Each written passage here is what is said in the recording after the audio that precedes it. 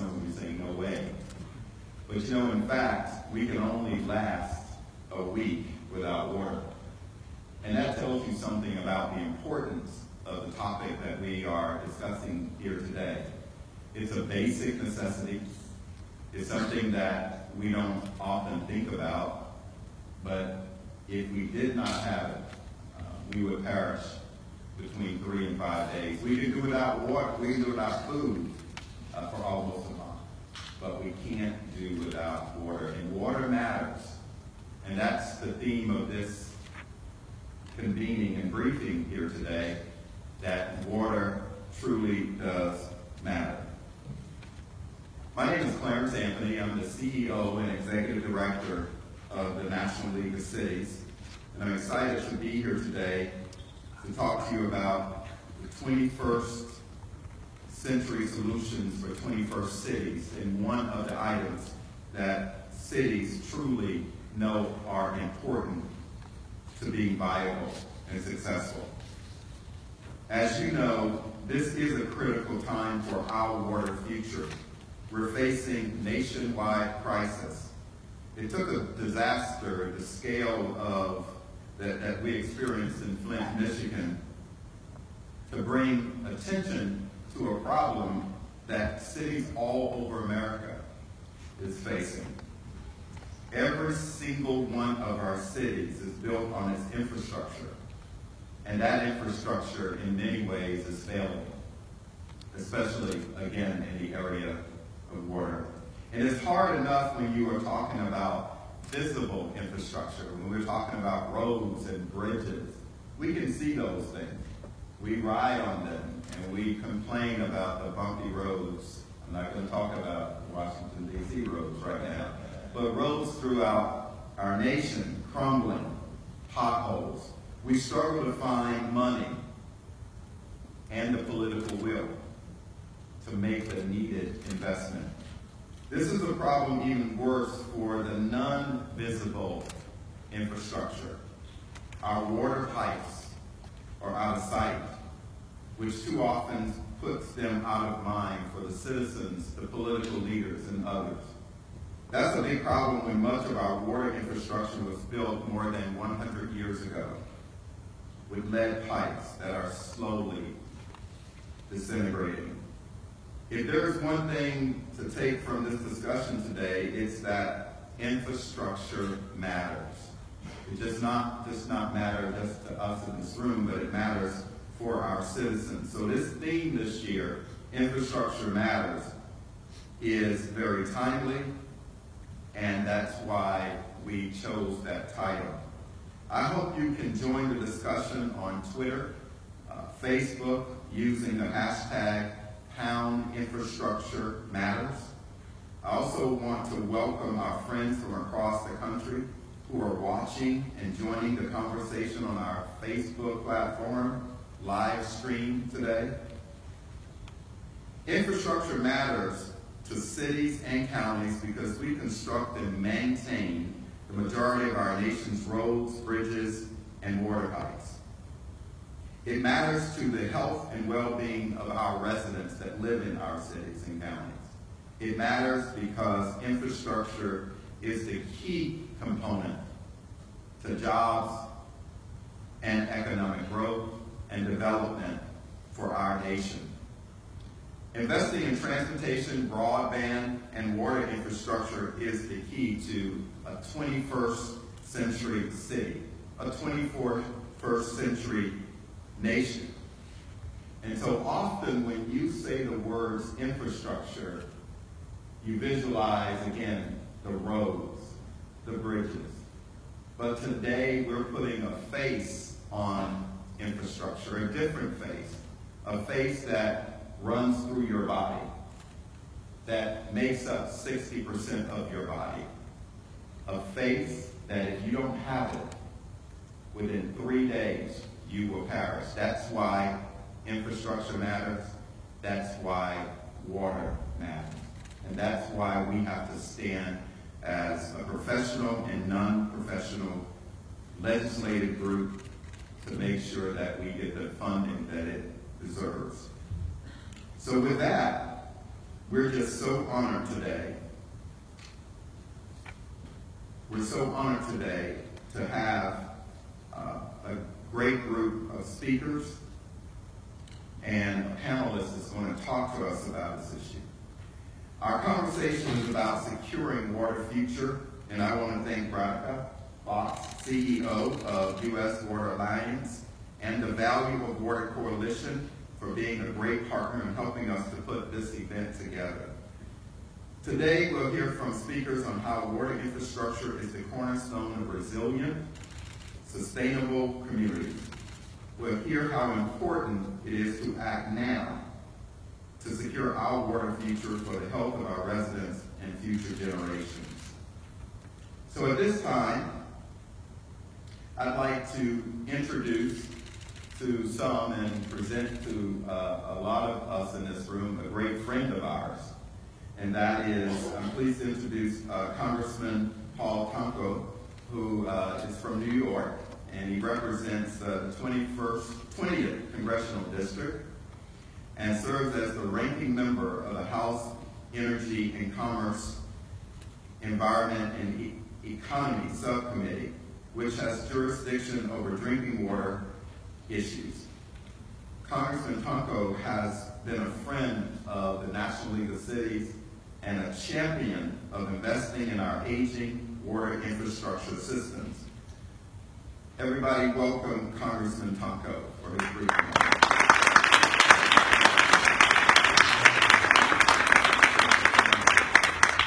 Thank you, Clarence. Thank you so much for the kind invitation to join with all of you on what I believe is a very critical, important infrastructure issue.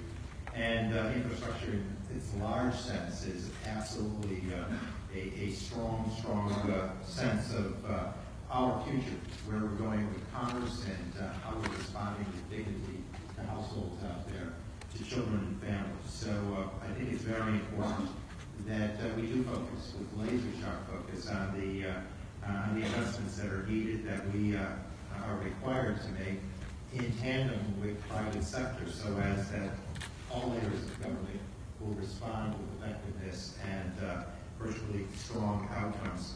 Let me thank our National League of Cities and the coalition, the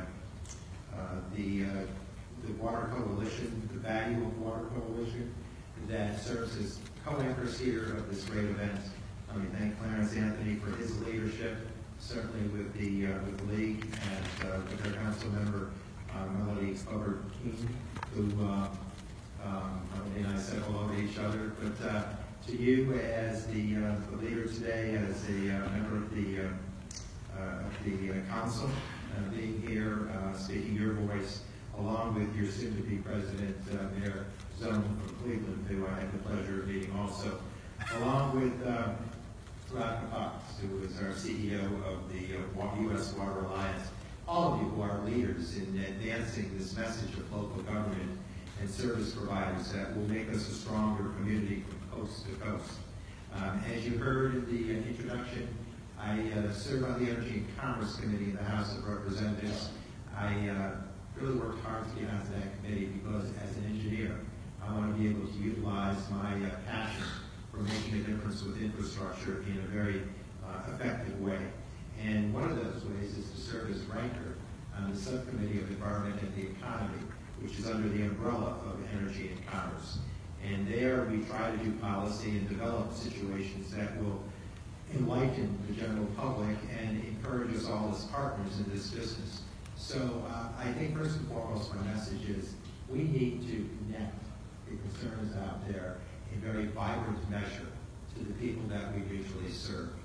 And whatever the constituency, it needs to know that we have within us some deep-rooted challenges where we have not reauthorized some of the legislation that guides us and is funding our priorities well enough. We just don't respond in that programmatic manner, and so obviously we fall behind.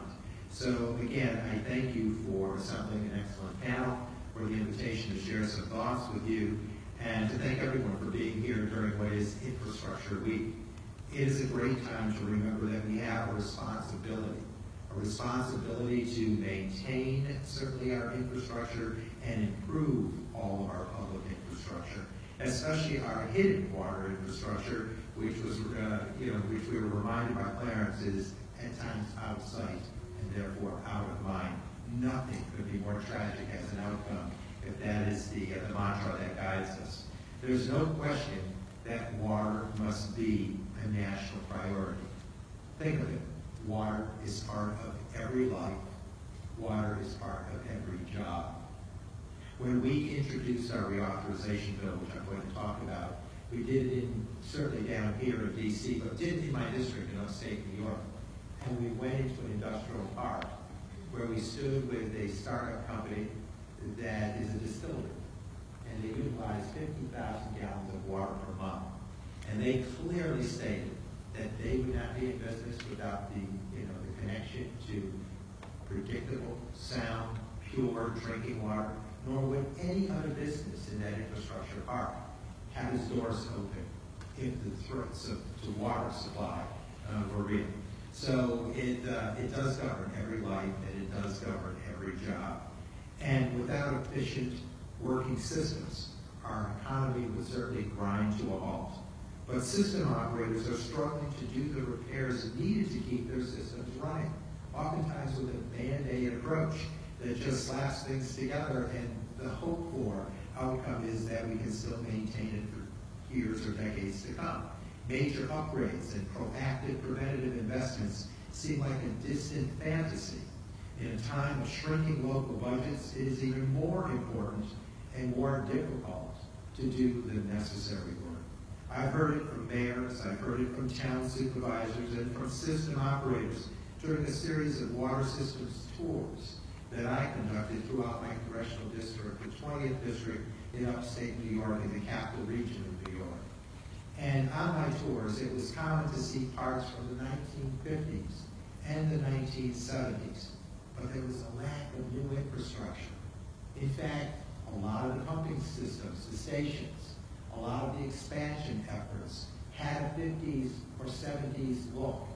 They had a vintage that took you back sometimes to the 30s, so that you could sense a 20-year span from the 30s to the 50s, the 50s to the 70s, and then from the 70s forward, no investment. No investment. That was stark and telling in and of itself as a visual. Our decades of neglect could not have been clearer. There is an obvious need for major federal investment in our capital infrastructure. And we'll talk about that. Situations where inventory is either depleted or discontinued. Repair parts aren't available anymore. And so we really reckon that it's time to do a major order of investment. And as we did these tours with the intent of visiting and inspecting the capital infrastructure, we understood clearly by the end of the tours that it was also a weakness within the human infrastructure, because we haven't talked about this topic. We haven't encouraged career paths that take people into the awesome responsibility of maintaining these systems and repairing these systems and making them work.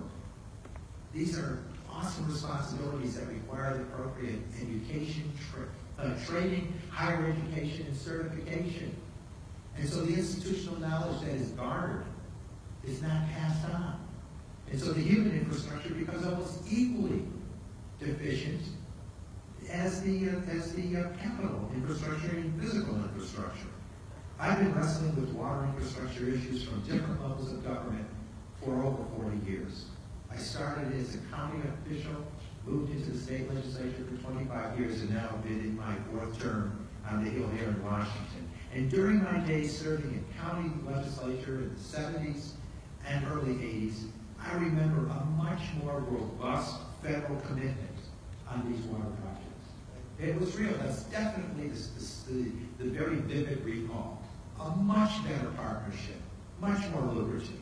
According to the Congressional Budget Office in 2014, total spending on water infrastructure, drinking and clean water, capital operations and maintenance spending by all levels of government as it was at some $108.9 billion. But only 4.3 of the 108.9 came from the federal government. Let me repeat that. 4.3 of 108.9 billion came from the federal government. Federal spending, therefore, is less than 4% of the total, significantly lower than 10 to 15 years ago, when it was some 6 to 7% of overall investment. It was even higher in the 70s and 80s, often over 20%. And let us compare this to highway spending. In 2014, local and state governments paid for 72% of highway spending compared to 96% for water. So a drastic, again, shortfall. For an issue so critical to public health and economic development, it is clear we need more federal leadership and certainly more federal funding. We know there is an aging workforce with so much institutional knowledge that must be preserved. We must do more to engage young people, young adults, and let them know all the possibilities of a career in this field. We have to provide more federal incentives to help local communities recruit, train, and certainly retain future operators and engineers. We also know our aging and deteriorating infrastructure is on the verge of failure. We have turned a blind eye to looming problems and discouraged investments for decades.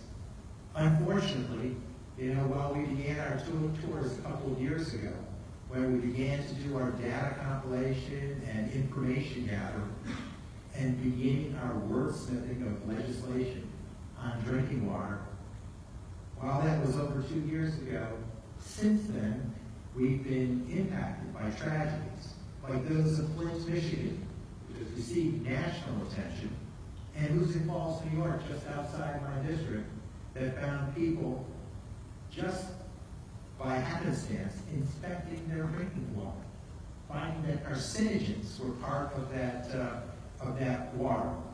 And it sounded an alarm that we need to have a national dialogue, a dialogue about the state of this infrastructure so critical to public health, so critical to the environment, and indeed critical to the economy. That is why I reintroduced the Assistance, Quality, and Affordability Act, or AQUA, H.R. 4653, in addition to important updates to the Safe Drinking Water Act, including putting new emphasis on assisting disadvantaged communities and promoting affordability and sustainability of water systems. The bill would reauthorize the Drinking Water SRF, the State Revolving Fund, beginning with funding levels based on the Recovery Act, the Stimulus Act of 2009, at some $3.2 billion. We have not reauthorized the Drinking Water SRF, the Revolving Fund, since 1996. My friends, that's 20 years ago. For a commodity that we've all been reminded is an essential, that it is critical at times when we don't have that commodity available at our fingertips. We have spent 20 years ignoring our responsibility, and this simply cannot continue. The EPA's 5th National Assessment of Public Water System Infrastructure that was conducted in 2013 showed a total 20-year capital investment need of $384+ billion between 2011 and 2030. That is a real increase of about $157 billion since the first assessment was released in 1995.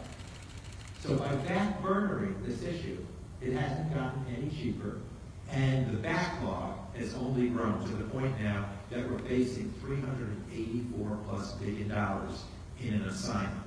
We're going in the wrong direction, and when Congress does not reauthorize the program for 20 years, we have not taken the time to reassess what the proper funding level should be. Now, take my home state of New York, for example.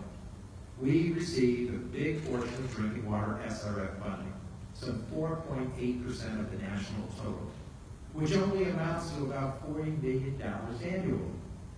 This is a state with over $10 billion in needed projects. We have a sustained federal commitment to make a dent We need a sustained federal commitment to make a dent in the significant project backlog. When you're getting $40 million from Washington and you have a $10 billion outstanding project total, where do we go from there? We can only encourage that federal government gets it and gets it well.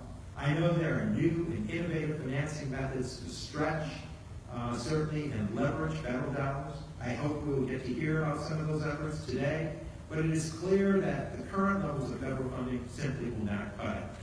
When we did our tours, I found in my own district 140 to 150-year-old pipes. That can take us back to the days of Rutherford B. Hayes at the White House. We find wooden pipes. We, again, to repeat myself, found discontinued inventory. We found situations where 8-inch pipes, for instance, have been rendered 4-inch pipes by calcification. The acidity of soils is worn from the outside in, calcification from the inside. And then we hear of new technology where you can pretty much roto the system and then place what is a flattened type fire hose into the system, fill it, heat it, and render a pipe almost stronger than when it was placed. We have new gauging systems that can detect weaknesses in systems. And wouldn't that make sense to employ that kind of science as we're dealing with our roads? You know, nothing is more disturbing and wasteful than repaving a road or a street and then a year later going in and doing the infrastructure sub that street. So we can do it more effectively, more soundly, more wisely if we engage technology. We can take a more integrated view of public works departments, using our resources in a smarter fashion to make decisions about which roads to be repaired based on which pipes also need replacement. There's a lot of innovation that can take hold, thinking that can be done, but cannot replace the role of the federal government to provide seed money to make all of that possible. Now, let me close on this note, because we all need to be partners in this exercise. We cannot simply go into offices with advocacy and suggest or ask about support for infrastructure. Most reps that I know will say, yeah, I'm for infrastructure. I like roads, I like bridges, I want them to be safe, and I want my drinking water supply to be clean. But will you then, this is the second question of the series, will you then put your neck on the line and raise the revenues to make it happen? Because if we try to play magic in this town, and it's not working, now first you're told to figure out how to pluck the low-hanging fruit. Guess what? All the vines are bare. All the trees are bare. Then we're told, find a paid for. Well, just this week we're dealing with the Zika virus, a real threatening situation. Women and men being told, don't start a family. It's that dangerous. Being advised by their MDs. You have an enormous amount of cases in Puerto Rico. The Gulf states are severely impacted, and it's only going to spread. It takes commitment, not only of dollars, but of predictable dollars that will span beyond a budget year. So what do? We're paying for this in a bill that I'm certainly not going to support, that takes from an Ebola crisis and slides it over to a Zika crisis. Or take from emergency services for your communities, peel some of that away, and put it toward the Zika virus. How long is this game going to last? It's a shell game, while the $384 billion continues to grow. This in the richest nation in the world. It's time to come to the revenue table and have a debate on revenues. Where are we on that? Because for the last several years, we've been playing a game of hate government, government's the problem, reduce government. Oh, really? There are certain things that government takes the initiative to do. And they can do it with private sector. But a lot of it with research, which is required to have better outcomes with water, requires oftentimes public-private partnerships, shaving some of the risk so that the private sector will partner with you on research. I'm tired of the shell games. I'm tired of the smoke and mirrors. And you ought to be tired of it. So when you advocate for these issues, it's not just getting that bobblehead nod of being for infrastructure. Which of us would support infrastructure, and if we don't, who would be bold enough to say we don't? But then, are you willing to find the revenues? And don't tell us to find pay for it. Because that game is wearing thin. And you can see we're putting a drop into the ocean for what we need. So I'm here today to tell you, find those who are going to be a passionate voice to tell this nation to invest in infrastructure. My good friend, John Lewis, who was the last surviving of the March on Washington in 1963. He was a college-age student at the time. Reminds me all the time, we had a Brother Paul, Brother John working relationship. And he said, Brother Paul, make trouble. Good trouble. And so my message to you today is to make trouble. Tell them we're not going to settle for mediocrity. That we want the soundness of predictable dollars flowing into an SRF that provides a sound partnership from the federal government that enables us to go forward with water, part of every life, part of every job. That ought to be a high priority for Washington. You deserve that order of respect. You know, I'm an engineer, and I'm involved in politics because I was a kid in the 60s. And I was touched by the campaign of JFK. And when we endured a Sputnik moment in the late 50s, again, old enough to have witnessed it, we dusted off our backside and said, never again. And a rather youthful president implored a nation that responded in multipartisan expression. We will join you in this effort to be the first nation in the world to place our flag on the surface of the moon. And when I shook the hand of Neil Armstrong in 2009, it all came back to me. It was about the passionate resolve in response to the Sputnik moment that built this nation, and it wasn't just one small step for man, one giant step for mankind. It was the unleashing of untold elements of technology in every sector of our economy that has built us to be the nation we are today. Fast forward 40 years, a rather youthful president is imploring the nation to come together as a people and invest in their nation. And we walk away. The silence is deafening. The inaction is paralyzing. Let's get our work done. Thank you, and good luck to all of the water advocates. Let's take it out.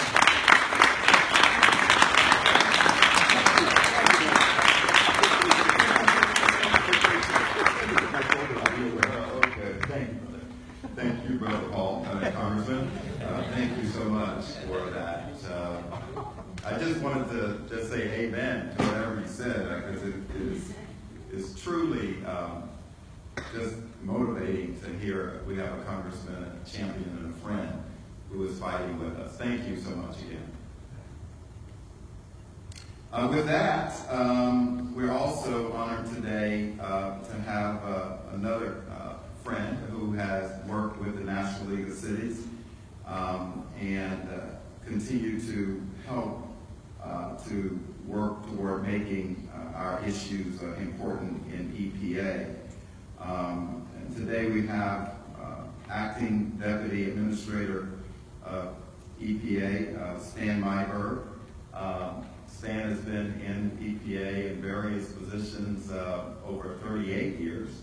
And we became fast friends when I told him when I was a mayor, EPA came to City Hall and told me I had more problems than I had more money to pay for. And so he started apologizing and hugged me, and so now we're friends.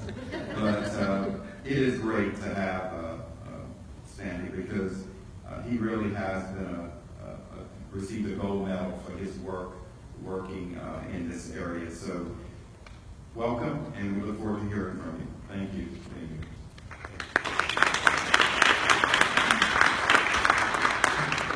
Clarence, thank you very much.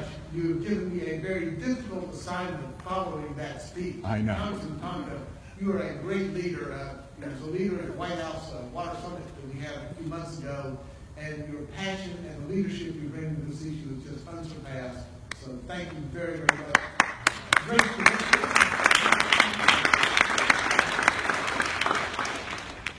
I was a little bit worried when the parents were going through the introduction of my career at EPA that maybe I was going to be considered part of the aging workforce, or maybe aging and deteriorating infrastructure. And sort of when the injunctions make trouble, I feel like sometimes in EPA there are days we feel like we're in trouble. A good bit of the time, and hopefully it's in constructive trouble, as was said back in the days, how to be in constructive reasons. But it really is a great pleasure to be here. And Clarence, again, I want to commend you for leading this conversation on such an important topic, because it's one that's been very much on our minds lately at EPA.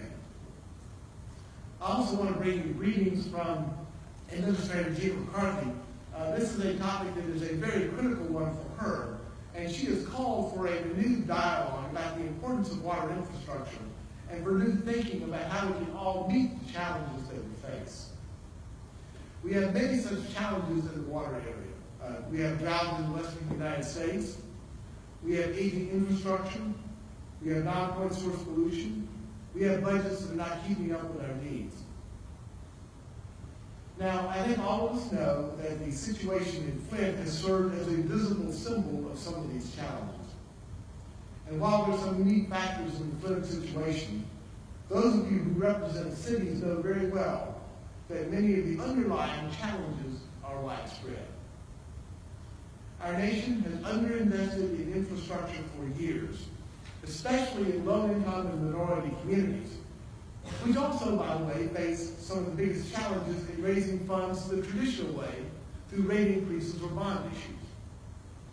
And not only are these underserved communities exposed to more pollution, they often lack the tools, the resources, and the voice to do something about it. So we need a serious conversation about the investments and the innovation needed to deliver clean water to Americans. Now, I know the National League of Cities and its member mayors and city council members are aware of this, and I want to thank the League of Cities for the focus on infrastructure, because you know the importance of partnerships across all levels of government and beyond in the private sector to tackle this problem.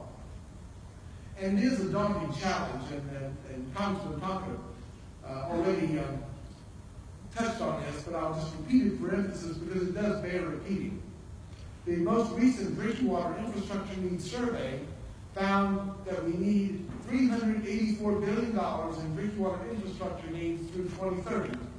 And I should note, just to be clear, that this doesn't include the cost it would take to replace lead service lines around the country. The longer we wait, as Congressman Tonka said, the more expensive it gets. And that's one of the reasons we are trying to drive innovation in infrastructure finance. We realize we're facing a mismatch between growing needs and declining resources. And although EPA's state revolving loan funds have been a huge success, and we're very proud of that work, federal dollars alone won't come close to meeting the demand. So we're looking for some new tools. For example, we want to work with partners to make the infrastructure dollars we have work smarter and harder. We created in EPA a Water Infrastructure Resiliency and Finance Center to help share information and best practices across the water sector. We're working with states and stakeholders to provide financial guidance and expertise on best practices for leveraging SRF funds and other funds, including how to bring new funding into the system through smart, properly managed public-private partnerships. And we're providing direct technical assistance on financing to 10 communities across the country in partnership with environmental finance centers which reside in 9 universities around the country through our new Water Care program. We're also laying the foundation to implement the Water Infrastructure Finance and Innovation Act, or WIFIA, which will complement the State Revolving Loan Fund program by providing loan guarantees for large projects. And the President's proposed budget for 2017 includes $20 million to implement WIFIA, which could leverage nearly $1 billion in loans to support water infrastructure. Now, I will say just in closing that One of the challenges we have with this is it's a big job, and big jobs can be scary. It's like Clarence said, in this area there is an almost irresistible temptation with water to think out of sight, out of mind. But we can't look away. We can't look away. We must face it. The fundamental health and integrity of our cities and communities across the country depends on our doing so. And it depends on our planning for the future, for our children and for our grandchildren, just as our parents and grandparents did for us. We're facing some enormous and complex challenges. But these challenges also give us the opportunities to do good work, to work together to provide clean, reliable water for all Americans. And it's only by working together that we will find solutions. Now, on this panel and the expertise you have a great source of information. I do particularly want to do a shout out to Radhika Fox, who in her role as the Chief Executive Officer of the U.S. Water Alliance is a true thought leader in this space, and she and her team are great partners in highlighting the value of water for all of us. And I know you are going to have a great discussion here this afternoon. So thank you to the members of the panel, and thank you for all the audience for all the work that you do and for making sure that we have a robust and vibrant and tough and forceful and effective dialogue on this question. Thank you very, very much for the chance to be here.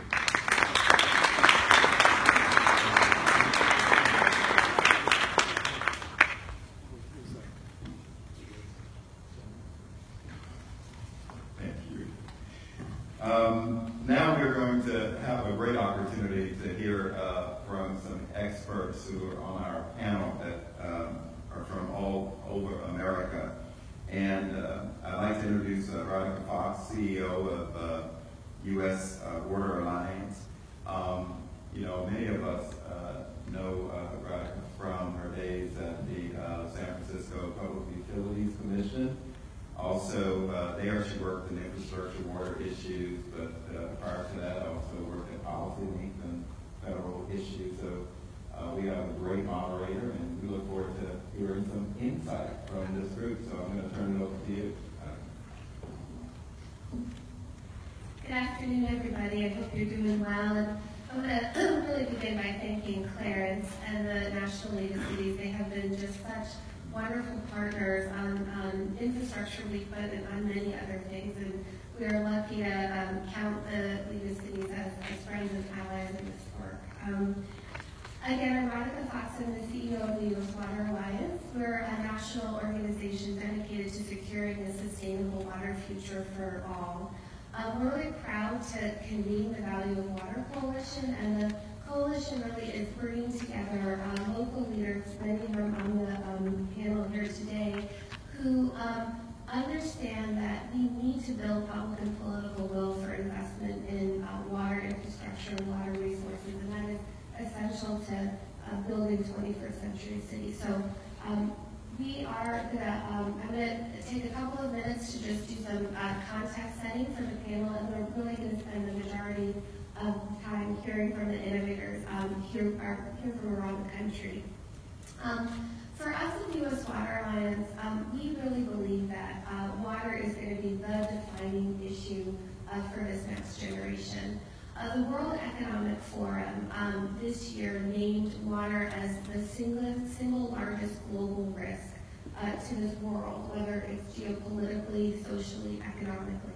So there's a lot at stake for the future of for our communities.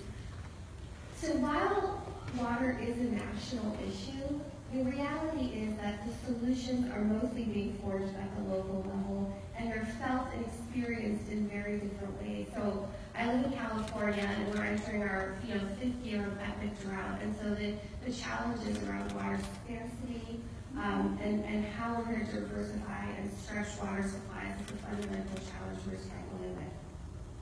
In other communities like in Cleveland, the Midwest, the growing climate challenges we face is leading to more intense storms and flooding, and so how do we manage the too much water, right, not too little, is a fundamental question. And then, of course, we have nutrient challenges and critical water rights all around the country.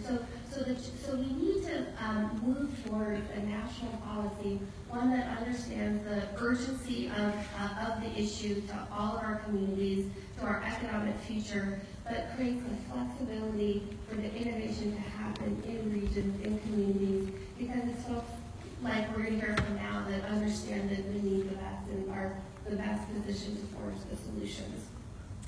And I feel like we've thrown a lot of numbers at you around the gap in funding, a water main breaks every 2 minutes. Our partner steering committee member, American Society of Civil Engineers, gave us a D grade for our, so we all know those numbers. But what we really wanted to emphasize with today's session is that it isn't all doom and gloom, that actually the capacity for innovation is tremendous in the water sector, and that's really what we're going to focus on today. So let me begin by asking you all to join me in welcoming our really just incredible panel. I'm going to introduce them in the order that they are seated. First, we have Councilmember Rod Nierenberg from the city of San Antonio, Texas. Then we have Congressman Councilmember, and I am predicting the future here. First it was mayor. I know. Councilmember Matt Zone with the City of Cleveland and incoming president of the National League of Cities. We're excited about that. Then we have Tyrone Ju, who is the senior advisor for the environment for San Francisco Mayor Ed Lee. Then we have Commissioner Heather Penning from the Los Angeles Board of Public Works for Mayor Eric Garcetti. Then we have John Lamacha, who is the Assistant Director for the Michigan Municipal League. And then Jonathan, Executive Director with the West Coast Infrastructure Exchange. So please join me in welcoming.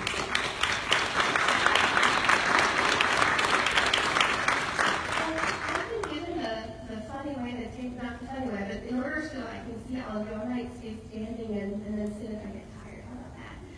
But let's start with our two council members. You are both really at the front lines, right, of managing the aging infrastructure, the water, the too much water, too little water, poor quality water challenges, and figuring out how to bring people together and pay for it. So talk to us a little bit about the challenges that you face in your regions and some of the innovations that you are driving. Great, thank you, Veronica, and thank you everyone for hosting this panel. I would agree with Representative Tonko that there is not a more important issue for us to be discussing in the United States. Indeed, what he said about it touches every life, it touches every job is absolutely true. There's also not a more vexing issue, I think, for local communities to be dealing with than water. In San Antonio, we have a myriad of challenges in a growing community. We're the 7th largest city in the United States by population. We're also a very large and expansive community of about 500 square miles. In Texas, which is experiencing tremendous population growth, we expect our population to double in the next 3 to 4 decades. We're seeing a rapid urbanization of our communities. So the question of how do we supply future generations with water has everything to do with infrastructure and how we make sure that the water is where the people are. San Antonio has been blessed. In fact, I would call it our Texas miracle. The Edwards Aquifer, which is the largest single-source aquifer in the world, has supplied our community for 400 years. It is a federally protected source of water, however, and it has supplied us for years with clean and abundant and water that does not require any pumping from ground, so it's been the source of our affordability as well. But as urbanization has happened, as the protections that are necessary for a body of water that supplies 6+ counties are necessary, we've had to diversify our water supply. So the efforts that we're undertaking now really settle on how do we conserve better as a community and how do we diversify our water supply. We've been engaged in constructing the largest inland desal plant in the country, utilizing brackish water that's underneath the ground and abundant in Texas. And we've also been cutting our water consumption, our water demand, by drastic amounts over the last 20 years since the Clean Water Act has been regulating and giving us a framework for the Edwards Aquifer. I should also say that today San Antonio is underwater. We're getting a lot of rain. We are experiencing, just like many other cities, coast to coast, the effects of the climate changing. We have intermittent rainfall, abundant rainfall, and sometimes too much water, and then we go to periods of extended drought. So planning around that reality has become even more of an issue as our population increases. And to do so, we've come up with a number of innovations. One that we get to talk a little bit more about is our aquifer storage and recovery. Basically, we take water that is in abundance when we don't need as much, and we put it into a sand aquifer south of town. And it's available to us to bring back into the system in areas in times of extended drought. So we're working very hard in San Antonio with great success, but we also see the importance of continuing those efforts as our community continues to expand and to thrive. Thank you, Rad, for asking me to participate. My name is Matt Zone, and I am a council member from Cleveland and fortunate to serve the National League of Cities as its first vice president. You know, our story in Cleveland, still we have some unique challenges, a little different than what Ron is facing in San Antonio. We are an older, urbanized area. Our city was built out in primarily between 1890 and 1920. The city was built out. Our population peaked at a little after 1930 with about 920 million people living in the city of Cleveland. And the county, the region around it, was about 1.3 million. Today, our region's about 1.3 million, but the city of Cleveland is 400,000. So our city was built out, our homes, our places of worship, our bridges, our roads, and our infrastructure underground to support the population of 1 million, but yet we're 400,000. So how do we continue to make sure that that infrastructure that's below ground is well maintained and preserved as we move in the future? Another unique thing in our city is we supply the water system. The city of Cleveland owns it for the entire region. We serve almost a 3-county region with about 480,000 customers, primarily residential, but some consumer and heavy industry customers as well. And within that, we need to be good stewards of the water. Our water source is great. It's on right on the Great Lakes, and we have an abundance of fresh water. And as our city is shrinking, we are also dealing with some serious issues around water conditions, and in some respects, sometimes too much water. Not that I want a pipeline being built to Texas, as with my colleague here, but they're doing fine. But there are other parts of our country, and our country is so diverse that we have to be good stewards of the water. I was actively involved in a compact that the Great Lakes region entered into with Canada on making sure that those areas that touch the Great Lakes, that the water that is consumed can't go outside of those respective water basins. And I think we've done a great job in the city of Cleveland at really educating the users of it. You heard Representative Tonko, you heard Clarence Anthony talk about we really do undervalue what happens below grade. And in the city of Cleveland, I think it's a little bit different because, let's face it, in 1972, the Clean Water Act was started because just 3 years earlier, our river caught on fire. And who would think that a river could burn?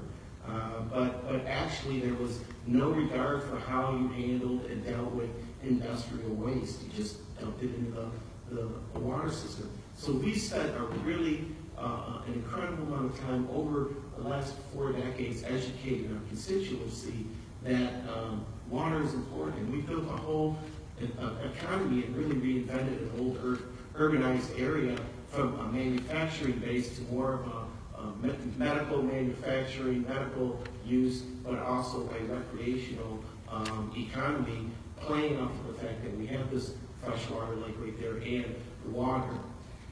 And about 6 or 7 years ago, I remember getting frustrated about the city of Cleveland. We were building all these new roads and we were rehabbing existing roads, but there was no thought or consideration given to our stormwater. And so I offered the Complete Green Streets Ordinance that mandates every time that we rebuild a road, that not only build it for all modes of transportation to people and that we can move them safely but also let's deal with stormwater management. We have so much impervious pavement on our planet, and if we can deal with it and manage the water when it comes down, I like to call it teardrops from heavens, high in nitrogen. Let's let that recirculate in our water tables. Let's allow that to repopulate those water tables so that we can reuse it for future use. So anytime that we build a new road, we do it in a way that not only accommodates all users, but it really reduces waste and stormwater runoff and energy consumption. So there's, you can wind me up and I can go, but I know there's a lot of speakers, so I'll wait till some questions, but thank you for allowing me to participate. I love that, teardrops from heaven. So, Tyrone and Heather both work in a senior advisory capacity for, I think, 2 mayors who are top water leaders. Mayor Lee and Mayor Marcetti. So tell us a little bit about what you are doing in your city. Absolutely. So before I do that, I'm going to give a shout out to Radhika because I was actually on her hiring panel when she first started at the San Francisco Public Utilities Commission. That's where I came about. And it was one of the best decisions I ever made was hiring her because you could just see the foresight that she had in her eyes just walking into the position managing all of our legislative affairs. And so to see you here convening this esteemed panel together, working across lines with partnerships and forming partnerships that are much needed in the sector, warms my heart to a degree. So with that, it was hard turning myself away from the Public Utilities Commission, which deals with the water, wastewater, and power issues in San Francisco, to work for Mayor Lee. But the one thing that compelled me to want to make that transition into stepping into this role as a senior advisor on the environment was his commitment to infrastructure. Mayor Lee, actually, his background was as public works director. If you don't get infrastructure as a public works director, you're not a very good public works director. So it compelled me because I saw that he saw the value in needing to invest in it and not having to wait for others to say and mandate these investments are necessary, but to go out there and say, let's go to the people and prove to them and tell them the story of why these infrastructure investments are so critical to keeping our city the thriving city it is. And, you know, he likes to think about water, he likes to think about all climate issues, but he more importantly likes to think about cities as the advancers for innovation. He likes to look at big cities as the incubators for innovation. If policies are set on a national and state level, they get implemented on a day-to-day basis within the cities themselves. And within the cities themselves, where you get to really try some innovative and pioneering things. And I think that's what we've been doing in San Francisco, but not forgetting our roots of needing to invest in the infrastructure, kind of the backbone to allow us to do that innovation. And in San Francisco, you know, I'm proud to say we did take that step forward in making the conscious decision to go up to our ratepayers and say we need to make our system, our water system, more resilient. And in 2004, we launched a program, a $4.8 billion program to upgrade our regional drinking water system. $4.8 billion, that's spread across our rate base. And 10 years later, we're 90% complete with that program, upgrading reservoirs, upgrading pipelines, building the first tunnel underneath the San Francisco Bay. And we haven't had the public backlash that scares most politicians away from wanting to make investments and actually devote resources to these issues. And so, if anything, that's the cry for help that the cities are making, is that we're asking everyone, just like Congressman Tonko said, to step up. Because the amount of vitriol, I mean, stepping into this role in the mayor's office, the amount of vitriol that's within the city, I was talking about this with Radhika yesterday, you know, there is so much vitriol about government and government being bloated, homelessness, police issues. I mean, you face across the board. But I think some of those unifying issues that can kind of bring everyone together are issues like water, because they're the fundamental issues that link us all together. That it doesn't matter where you are, we're all unified by it. And so taking that approach, even with that large infrastructure program I just mentioned, we didn't think about the infrastructure program as just we're rebuilding pipelines and new tunnels and reservoirs. We said, how can we leverage these infrastructure investments into the people that they're actually going to serve. And so we signed a historic project labor agreement with this capital program, where we got all the signatory unions to sign on board to support apprenticeship opportunities for people. So as we were going throughout the region, upgrading all of this infrastructure, there was a pipeline and a connection, partnering with some of the non-governmental organizations that we were doing the work to say, let's bring those underserved communities to work and basically train them in the trades to give them meaningful employment and a ladder for career opportunities. We changed our contracting processes such that if you want to do business with the San Francisco Public Utilities Commission, we require contractors to have community benefit commitments. Commitments that the contractor has to make, not on the ratepayer's dime, on their dime, of how they're going to volunteer or how they're going to donate money and resources into the community where that work is occurring. And I think that's kind of the holistic approach that we need as we continue to move forward. And our story isn't yet finished in San Francisco. As we move on from our water system, we're reminded that there really is only one water. The same water we get and we deliver to people, we also got to collect and treat and dispose of through our wastewater system. And we're about to unfold kind of a massive multi-billion-dollar sewer system improvement program, building upon that legacy that we've already created with our water system. So with that, I'll stop and answer questions here. I also want to thank you, Radhika, and also Tyrus from the National League of Cities for your advocacy. It's actually, as cities, we get so used to trying to figure things out on our own that it's wonderful to come to DC and hear that people who care about this issue and are trying to help us figure it out. So I'm from LA, and we are, I think, ground zero for the need to evolve in terms of water infrastructure in our country. Our city is 537 square miles large. We have 6,700 miles of sewer pipeline, so we're a big place, and a big place with a lot of challenges and I think a lot of opportunity as well. We are in a drought. I believe it's our third driest period on record. We were supposed to have an El Nino winter. We ended up with less than 7 inches of rain in LA. So, in LA, if it doesn't rain during the winter, it doesn't rain all year. We are very fortunate to have a mayor who thinks big. He's been a leader on water since his time on the city council. In 2005, he wrote PROPO, which was a local water bond that we're now in the process of kind of closing out. He actually, our city has a sustainability plan, which is very handy for folks like me who are helping lead different city agencies, because it spells out very specific goals and dates when the goals are supposed to be met. As part of our sustainability plan, we have very specific goals on water. And so our mayor in the executive directive in 2014 called for a reduction in per capita water use by 20% by 2017, a reduction in our Department of Water and Power's purchase of imported potable water by half, by 50% by 2024. And he created the creation of an integrated water strategy.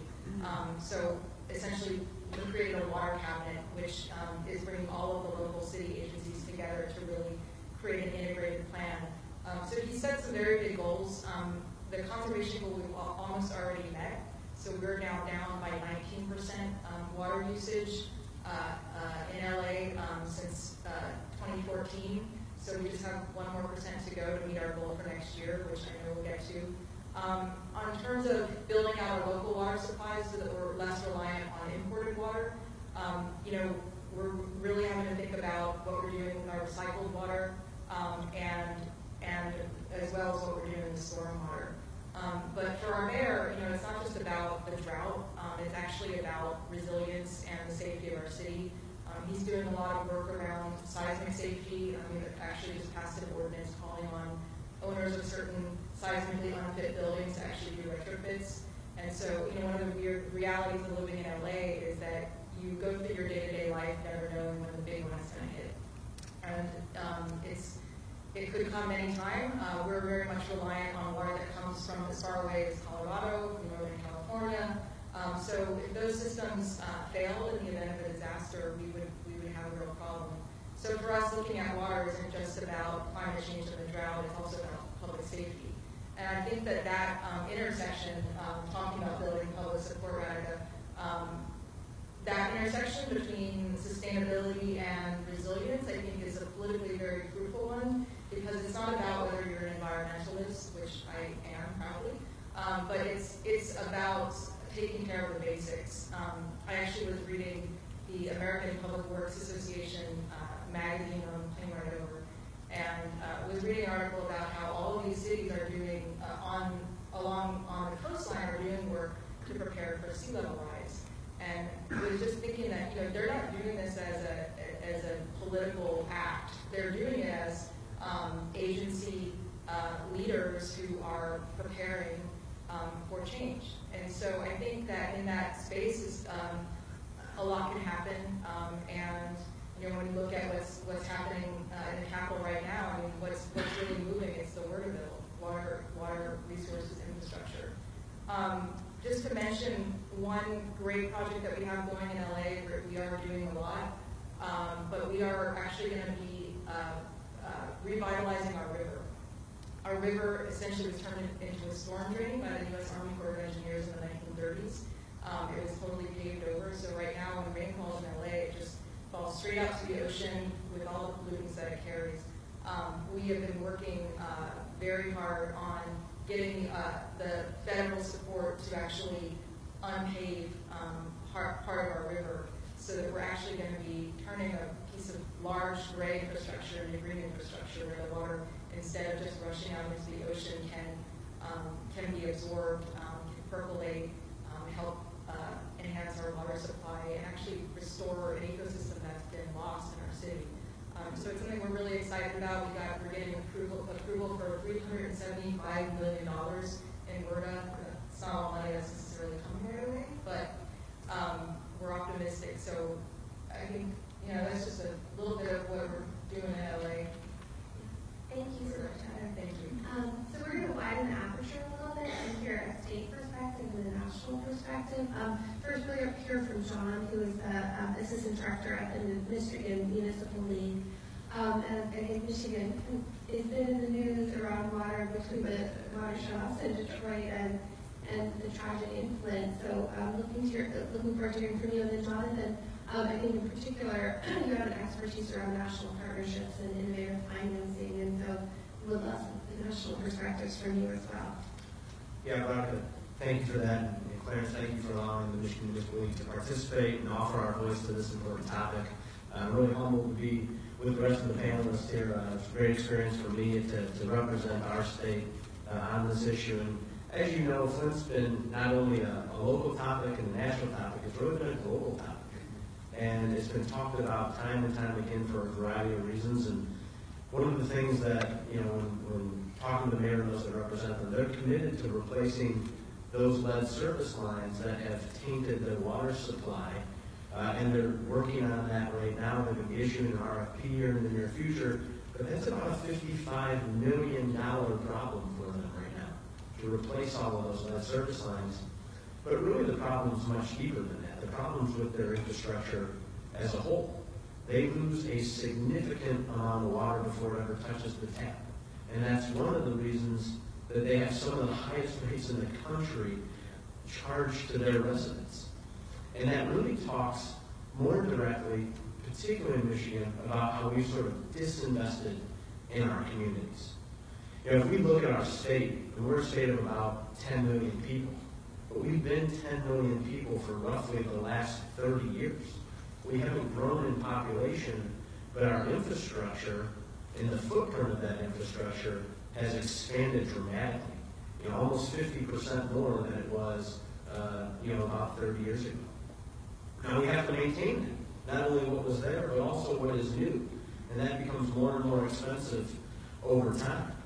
And we've done a terrible job in some cases of investing in that infrastructure, maintaining that infrastructure, but really right-sizing that infrastructure. Countless times when we've built that new infrastructure, we've built it next to a facility that's had existing capacity that we could have tapped into and really maximized the efficiency of one system versus building a brand new system right next to it and having to really operate in an inefficient manner. At the League, you know, we've really focused on developing great communities. But how do you develop a great community in a place where people want to come to, a place that's going to attract talent, and people are going to want to be a fabric or a part of that fabric of that community, if you can't provide the basics? You know, if you're cutting police and fire, you know, if you're reducing your public workforce, you know, how do you provide those basic services to people with a capacity that is significantly less than what is needed to do that? You know, so when we look at Michigan in particular, I think we're sort of unique, and I think Ronica's going to help me put up a slide. Maybe she already has. I can see it down there on the screen. When we look at Michigan, it's quite a unique situation. So the general revenues that come into that state, if you look way over there on sort of the right-hand side, if you're looking at it, that's us, right? We're last, and it's not good being last in this case. We're the only state out of 50 to actually have a reduction in municipal revenue between the time of 2002 to 2012 based on the U.S. Census numbers. If we move on to the next slide and look at this one, we're one of only 4 states that's seen a reduction in state investment in communities, right? And it's not close. I mean, we are significantly less even than those other ones that are on that chart with the red lines. And a lot of people have talked about Michigan sort of facing a single state recession because of the way the auto industry was and things like that. And Ronica, if you can just quickly switch to the last slide that I have, that single state recession, even during that time period, right, state revenue in Michigan was up 29%. But their commitment to the municipalities in our state declined by 56%. So if that's the case, how do you expect us at the local level to be able to invest in our systems to provide those basic services that we need to provide to our residents? And it's not just Flint and Detroit. This is happening all over, not just our state, but all over the country. And if we don't change the way we invest in the system, if we don't put that new revenue into the system that was talked about earlier, it's not going to be just these few communities. It's going to be many, many more than that. And we have to make that commitment to invest as we move forward.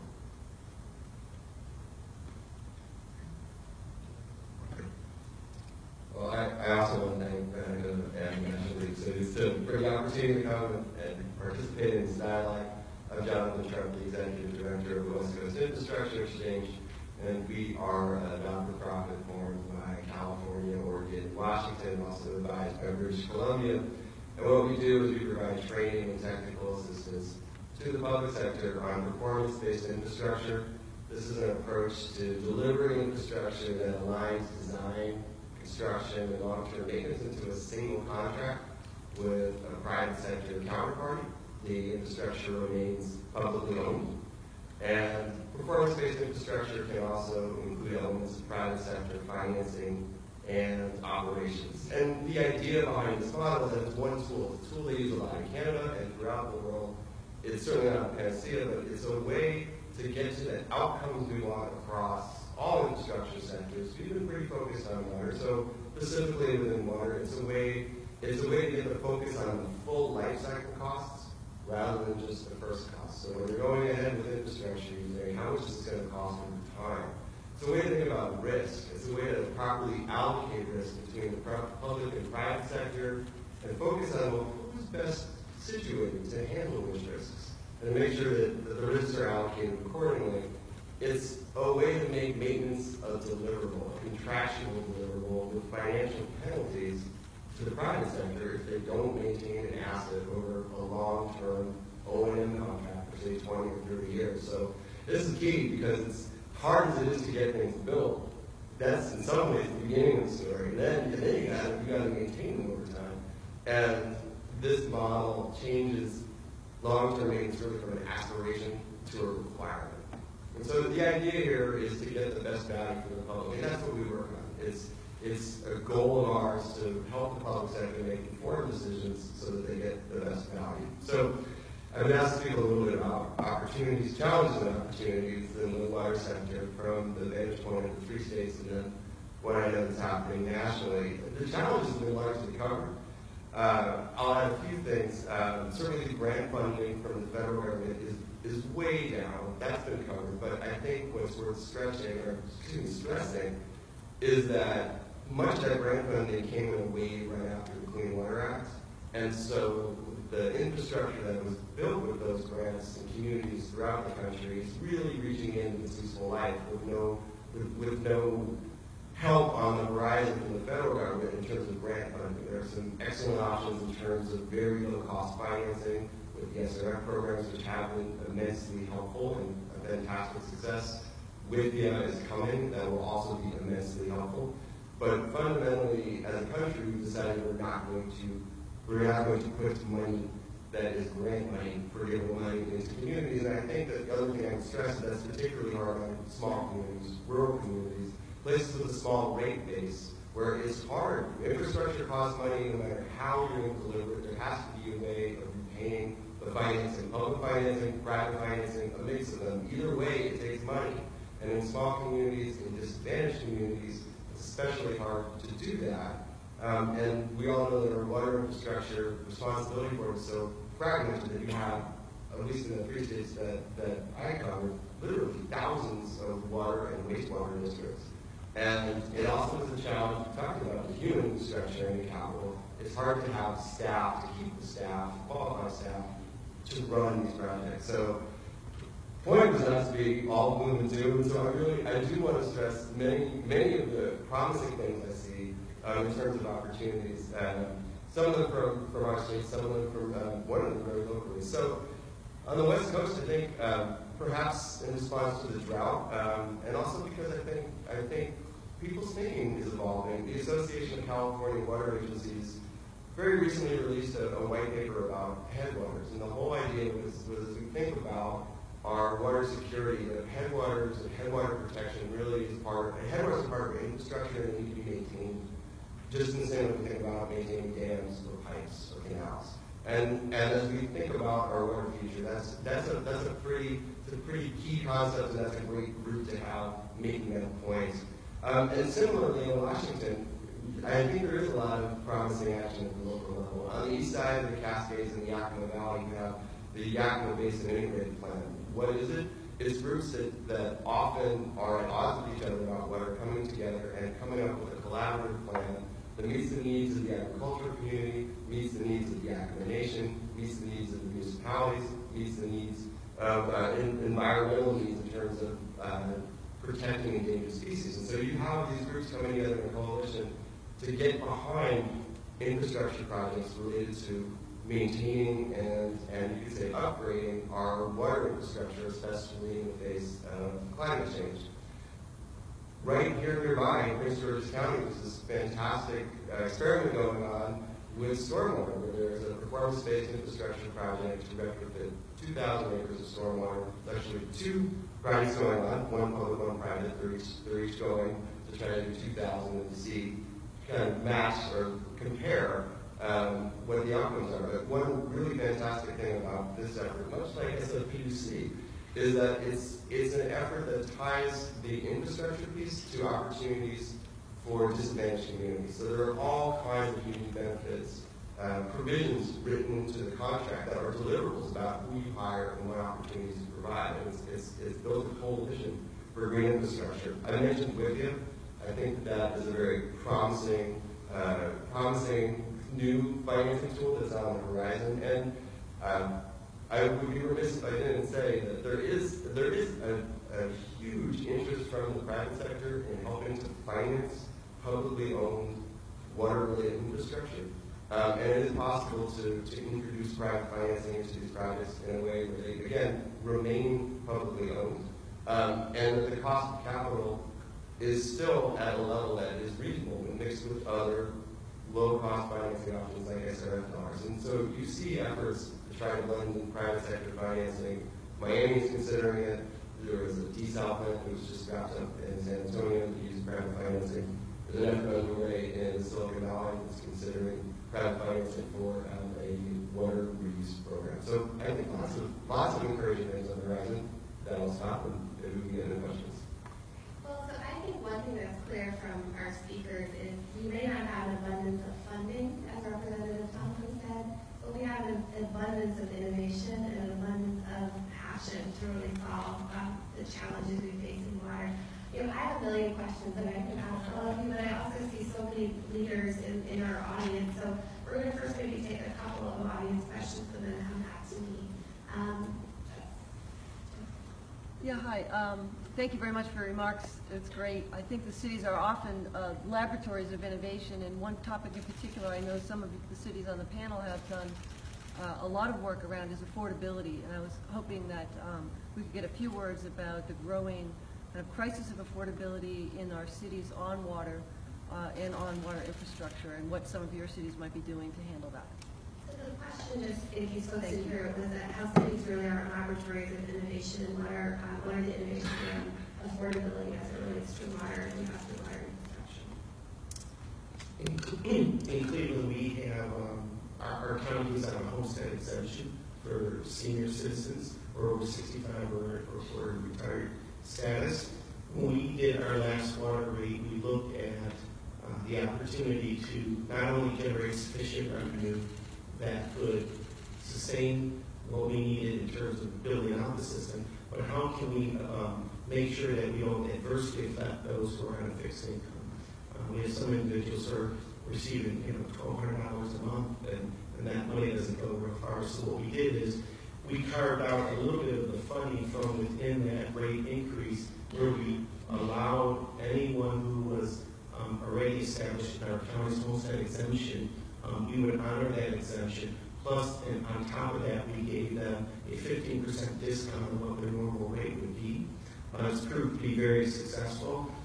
Additionally, we created a program with, we work with this local housing agency, the Cleveland Housing Network, where we're going into those same senior citizens and we're installing low-flow toilets, modernizing the fixtures, making sure that the water consumption being dealt with at the end source is properly maintained. Just a couple examples of how we were able to deal with this issue. Good question.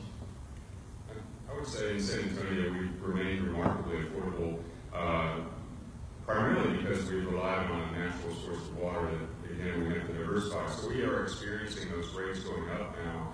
And so we have some affordability programs, much like Cleveland does.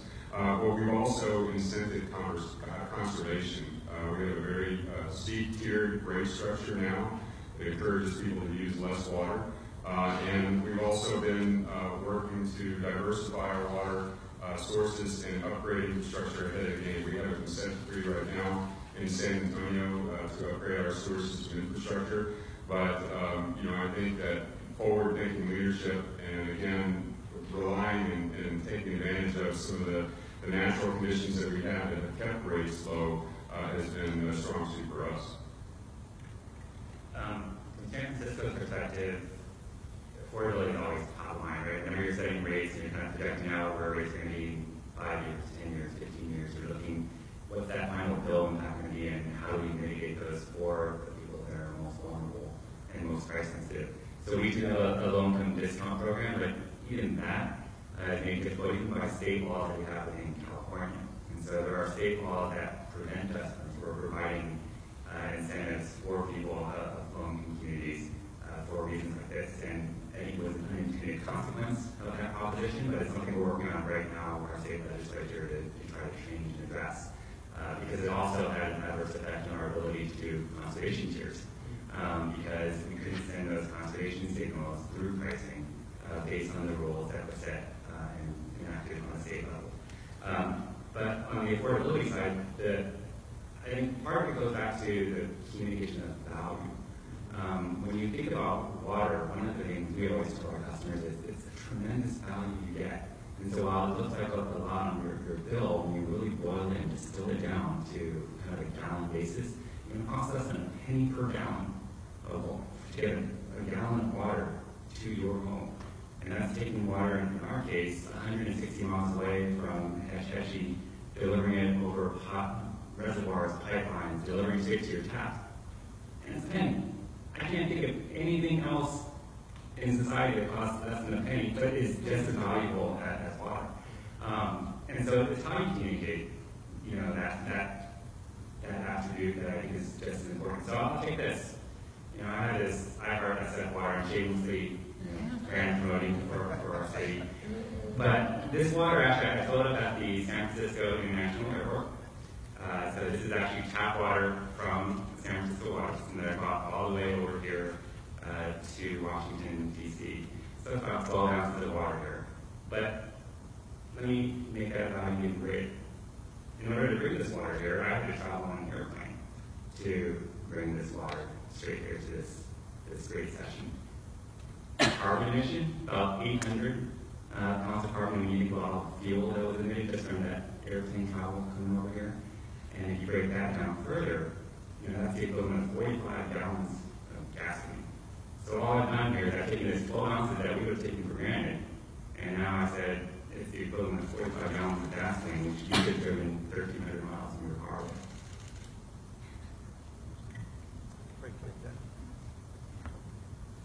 I I don't know know. you drink more water, Ava. Yeah, yeah.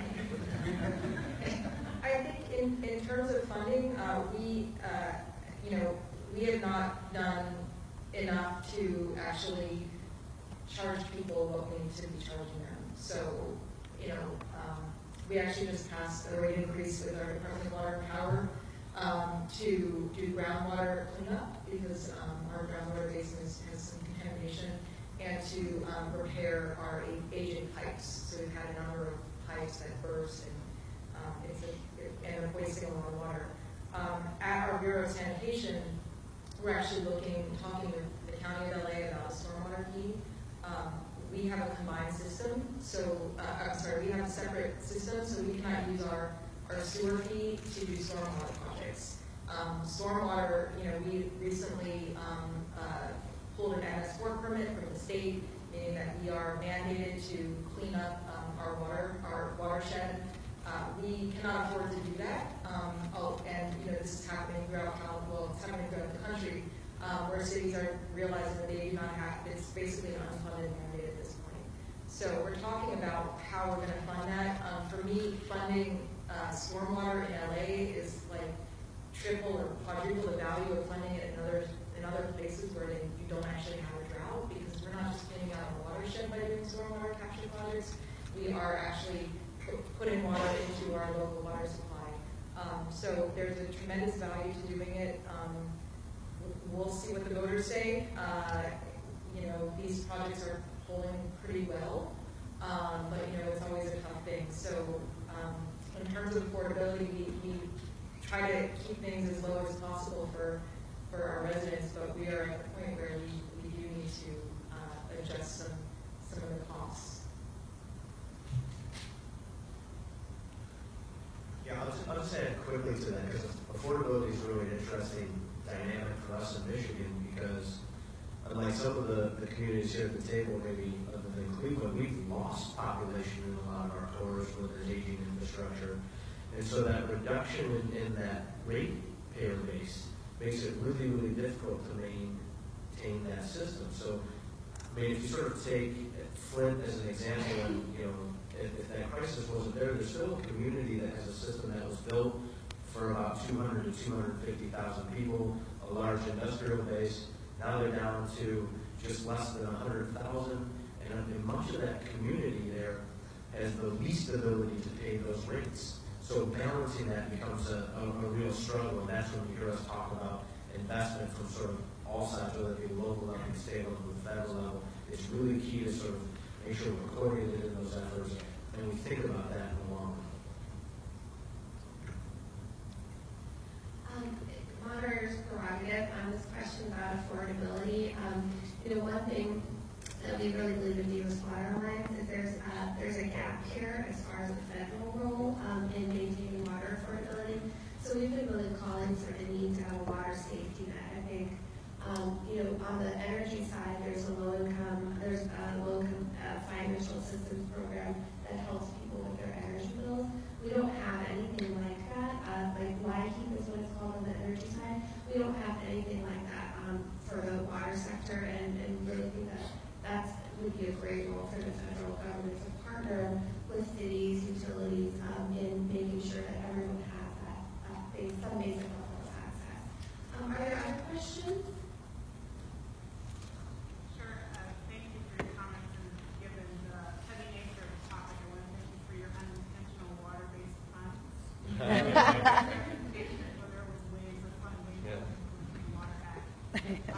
more serious note, one of the things I wanted to pick up on was Deputy Administrator's comments about the voice and access for vulnerable people and communities of color to kind of decision making that happens around water. I'm wondering if you all have been thinking about that, and what are some of the emerging strategies or proven ways of an approach that you've been trying to expand that voice and access to those communities.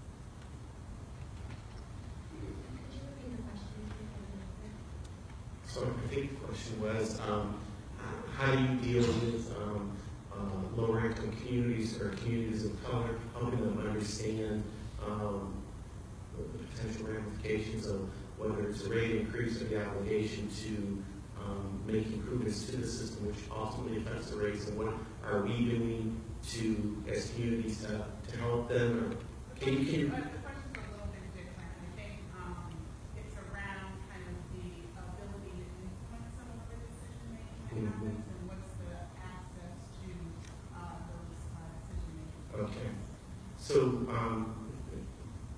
recognizing certain constituencies, having them part of the decision-making process, involving them and educating them. You know, our regional sewer system just passed a new rate increase and are about to implement a new stormwater management fee. People think of stormwater management and kind of shake their head and say, wait a minute, isn't that in my stormwater fee, or isn't it in my fee already to deal with my sewer bill? Well, this is a different bill that handles the stuff that falls on impervious surfaces, roofs, driveways.